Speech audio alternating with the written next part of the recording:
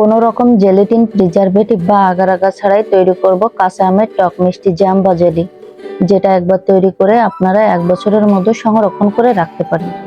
নমস্কার, আমার নতুন একটা ভিডিওয় সবাইকে স্বাগত।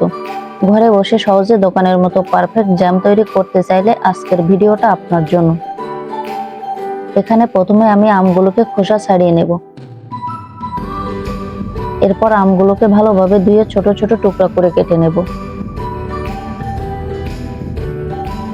এরপর কড়াইতে আমগুলো দিয়ে 1 কাপ পরিমাণ জল দিয়ে আমগুলো ভালোভাবে সিদ্ধ করে নেব।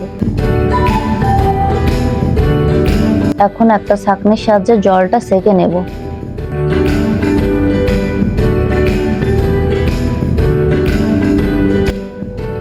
এরপর কড়াইতে ছাঁকা জলটা দিয়ে দেব এবং সমপরিমাণ চিনি দিয়ে দেব। এভাবে কিছুক্ষণ নাড়াচাড়া করব যাতে চিনিটা ভালোভাবে মিশে যায়। এখন কয়েক ফোঁটা লেবুর রস দিয়ে দেব যাতে অনেকদিন এটা সংরক্ষণ করে রাখা যায়। এখানে আমের কালারটা আনার জন্য আমি কয়েক ফোঁটা সবুজ ফুড কালার দিয়ে দেব, যাতে এটা দেখতেও সুন্দর হয়।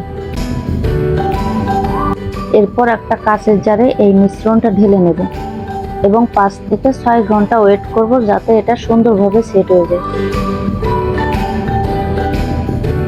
আর এভাবে রেডি হয়ে গেল কাঁচা আমের টক মিষ্টি জেলি। ঘরে বসে বানানো এই জেলিটি পাউরুটির সাথে খেতে কিন্তু দারুণই লাগে।